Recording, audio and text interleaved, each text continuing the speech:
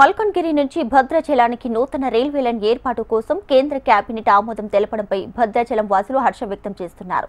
దశాబ్దాల తమ కల నెరవేరబోతుండటంతో సర్వత్రా ఆనందాన్ని వ్యక్తం చేస్తున్నారు. ఈ నూతన రైల్వే లైన్ వల్ల దేశం మొత్తానికి భద్రాచలం నుంచి కనెక్టివిటీ రాబోతుంది. దీంతో దేశం నలుమూలల నుంచి భద్రాద్రి రామాలయాన్ని దర్శించుకునేందుకు వచ్చే భక్తులకు ప్రయాణ కష్టాలు తీరనున్నాయి. దీంతో భద్రాద్రి రామయ్యను దర్శించుకునే భక్తుల సంఖ్య పెరిగి పర్యాటక ప్రాంతంగా అభివృద్ధి చెందుతుందని భావిస్తున్నారు.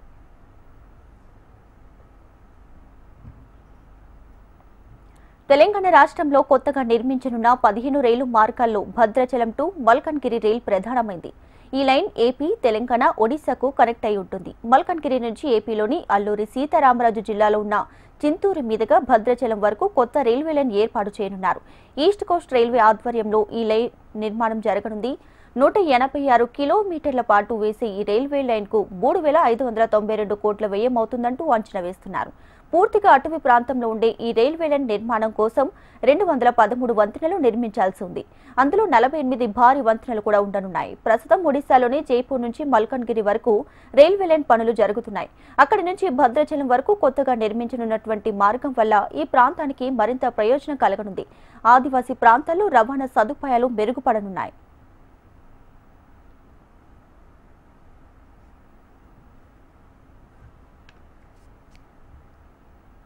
కొత్త లైన్ ఒడిశాలోని మల్కన్గిరి, రాజన్గూడ, మహారాజ్పల్లి మీదుగా ఏపీలోకి ప్రవేశిస్తుంది. కూనవరం, ఏటపాక మండలాల్లోని గ్రామాల మీదుగా భద్రాచలం వరకు రానుంది. భద్రాచలానికి సమీపంలో ఉండే రైల్వే స్టేషన్ పాండురంగపురం వరకు ఈ రైల్వే లైన్ నిర్మిస్తారు. మణుగురు, రామగుండం రైల్వే లైన్ కు ఈ మార్గాన్ని అనుసంధానించనున్నారు. ఇక కాజీపేట, డోర్నకల్, కొత్తగూడెం, పాండురంగపురం, మణుగురు వరకు ఉన్న రైల్వే లైన్ మల్కన్గిరి, పాండురంగపురం వరకు లైన్ కు కలుస్తుంది. దీంతో ఒడిశా నుంచి హైదరాబాద్, రామగుండం, నాగ్పూర్ మీదుగా ఢిల్లీకి వెళ్లేందుకు అవకాశం ఏర్పడింది. ఈ లైన్తో ఛత్తీస్గఢ్, బీహార్, జార్ఖండ్ రైల్వే లైన్లకు సైతం అనుసంధానం లభించనుంది. తెలంగాణ విభజనకు ముందు నుంచి, విభజన సమయం నుంచి మేము పోరాడుతూ ఉన్నాం. భద్రాచలం మరి తలా తోకాలని మండలం ఇదిగా తయారవుతూ ఉంది. కాబట్టి భద్రాచలాన్ని కేంద్రపాలిత ప్రాంతంగా తయారు చేయండి. అట్లాగే భద్రాచలం మీదుగా రైల్వే లైన్ని దేశం మొత్తానికి కనెక్టివిటీ ఇవ్వండి. అటు ఒరిస్సా నుంచి ఇస్తారా, వైజాగ్ నుంచి ఇస్తారా, ఎక్కడి నుంచి కనెక్ట్ చేస్తారో చేయండి. తాత్కాలికంగా పాండురంగపురం నుంచి సార్పాక వరకు అడిగాం. కానీ ఇప్పుడు ఏకంగా మల్కాన్గిరి నుండి పాండురంగపురం వరకు ఇవ్వడం మాకు చాలా సంతోషదాయకంగా ఉంది.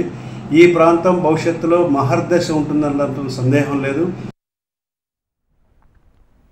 భద్రాచలానికి రైలు మార్గం కోసం ప్రజలు చాలా ఏళ్లుగా ఎదురు చూస్తున్నారు. పాండురంగపురం నుంచి సమీపంలోని సారపాక వరకు రైల్వే లైన్ నిర్మిస్తామని ప్రతి పార్లమెంట్ ఎన్నికలలో అన్ని రాజకీయ పార్టీలు హామీలు ఇచ్చినా ఏ ఒక్క ఎంపీ పట్టించుకోలేదు. ప్రస్తుతం భక్తులు భద్రాద్రి రామయ్యను దర్శించుకోవడానికి రైలు మార్గంలో రావాలంటే 45 కిలోమీటర్ల దూరంలోని కొత్తగూడెం వరకు, అలాగే 130 కిలోమీటర్ల దూరంలోని ఖమ్మం వరకు రైలు మార్గంలో వచ్చి అక్కడి నుండి రోడ్డు మార్గంలో భద్రాద్రి చేరుకోవాల్సి ఉంది.